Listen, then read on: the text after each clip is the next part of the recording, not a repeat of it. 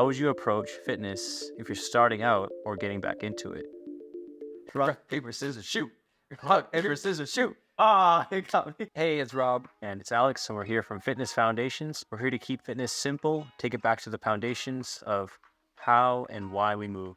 If you've ever looked online, you'll know that there are more than enough fitness gurus and mentors to make this whole realm of fitness overwhelming and complicated. So the point of this video is to break down our approach to fitness. Make sure you stick around to the end because as a bonus, we're going to go over the one thing that each of us wish we had known before we started our fitness journey. With that, let's talk about peaks. Oh yeah. I'm getting old. It's happening. Explain to me why you think perspective is important enough to be part of our peaks. Perspective is something that I didn't really think too much about until I stumbled across a video from this public speaker who basically he talks about perspective through magic. We'll put a link in the description if you want to check it out. But We'll link them. From that, I sort of realized, there's really different ways we can see things. So let's just use fitness as an example. Most people will see fitness as a chore, but if you shift that into something else as, I can get something out of this, then that changes everything. It can almost make it so much easier going to the gym, knowing that you're getting something out of it in the long run. Totally agree. And I think to add from my side, I think that perspective helps us manage our expectations at the same time. Mm-hmm. The correct perspective can make things either harder or easier. So I think it's fitting that we start with perspective because really it's what makes or breaks kind of anything that goes on around us. Right. The next one on our list is enjoyment. Enjoyment. We're going to talk about that. Rob, what are your thoughts? My thoughts are, I think, pretty simple. Yeah. I don't do what I don't enjoy. You're going to do it more if you enjoy it. That's the simplest way I can think about saying it. Mm-hmm. What about you? That's definitely one of the two ways I see that we should look at it. Uh-huh. The second way I think would be to find what works best for you, because maybe there is something that you do enjoy. If we take an example of somebody who enjoys rowing a boat, why do they enjoy rowing the boat? Is it because they like being in the open waters, right, feeling the breeze in their face as their paddles, paddle? Paddling the school canoe?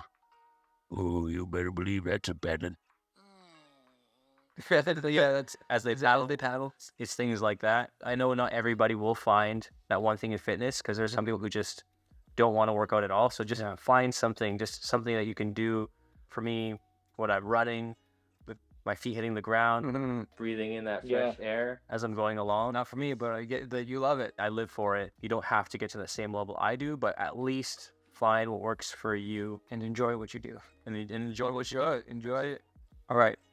Peaks. We're going for the A now. Adaptability. Why Alex? Should we include adaptability? Thank you. Rob. Just kidding. Nice.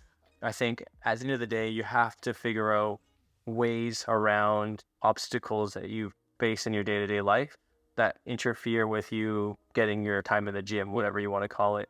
I'm going to keep it there because I feel like you had some pretty good points, and so I'm going to pass it over to you, what your thoughts are on adaptability. Yeah, I think the simplest thing for me with adaptability is that it's the number one skill in life. We have to be able to adapt. My life as an athlete, we were constantly adapting my training schedule, the travel schedule, everything was being adapted to daily. When you get to an elite level, you realize that the people that succeed are the people that find ways to get things done. Without that adaptability, you just run into injury, you overuse, all of that stuff. You have to listen to your body. And I think adaptability is the underpinning to all of that.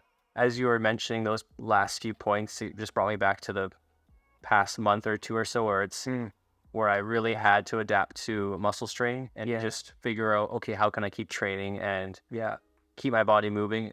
Right. I can't run. What can I do? I got to figure it out. I got to do something else. Right. But that was our adaptability. We're going to move on to knowledge. No. And I'm going to pass it over to you. As an athlete, I was young and I was injured a lot. And my personal trainers and my team doctors, they all made it a point to answer all of my questions that I had. And by the time I was done working with them and retired as an athlete, I had enough knowledge to graduate a diploma program from just them sharing with me. When I'm working with a client, I now want to give as much knowledge as I can so everyone can have what I had, which was as much free knowledge as possible. we live in a day and age where knowledge has become so much more accessible to everybody, which is amazing. For me, when I started lifting weights or exercising in high school, there wasn't much out there, so I would go to the library and just take out whatever books I could find. I would look at the photos and I would say, okay, I need to look like that. And I would use the mirror and I would make sure I was copying my form exactly as it would in the photo. And that would ensure that I was doing things properly most of the time, which is why it is also good to have somebody else there. I'm going to talk about this later, spoiler, but let's just say that having someone else there does help a lot. We were fortunate enough to have a trainer in our gym later on, and that person plus everything I learned from the books just made it so much easier. So that to me is why knowledge is so important. It's the last one. It's systems. We're here. We made it. Made it. When you have a system in place, it can mean the difference. It can make the difference between achieving your goal or not, really, or whatever it is you're trying to achieve at the end of the day. Maybe it's just going to the gym. And with that said, what system do you have in place? Maybe that's getting your shoes by the door, having your clothes ready the night before. Yeah. That's a system right there. Yes. Systems really does tie everything together quite nicely. And I'm going to pass it over to you because you're about to lay it out. We're going to try to make this a tightly knit knot. Yeah. Yes. We're going to try to ascend these peaks. Okay. Yeah. We deliberated on this for a while at the coffee shop. Putting systems at the end works so well in the order that we did. I think we agree it's a great way to exemplify a system. If we look at perspective, having the correct perspective will lead to more enjoyment. And more enjoyment leads to more adaptability. When you're having fun, you don't care that it's raining, you just keep doing it. And the more you adapt, the more knowledge you gain because of the experiences that you've had. With that knowledge, you are able to implement more systems and better systems that then makes your perspective better and more appropriate, which then makes more enjoyment. And then that cycle just continues to repeat. In my opinion, we're trying to build on that whole notion of peaks. I agree. I think I like what you said about how because in my mind, I was just thinking P.E.A.K.S, like how it goes like top to bottom, how it ties all together. But really, it's like you can go up the opposite direction if you want. Your systems, so you can spell speed, if you want. But it no matter how you put it, it ties it all together. And one thing I really like what you said was when you were talking about knowledge and how you gain that knowledge from everything else. Yeah. It's in those experiences. Right. It's not just that material that you read, because I think they're actually, it's important you have both. Like you need to know what it feels like and you need to understand it at the same time. So I think using this kind of peaks idea and keeping our channel to these peaks is what's going to help the most people and help the most people get healthy, get moving, decrease injury. And I think that's what we're trying to do. It's time for the bonus. Time for the bonus. We promised them a bonus tip. Pass it off to you first. What is the one thing you wish you would have known or done before starting your fitness journey? Looking back, when I talk about knowledge and going to the library, getting those books, it was super helpful and it was great.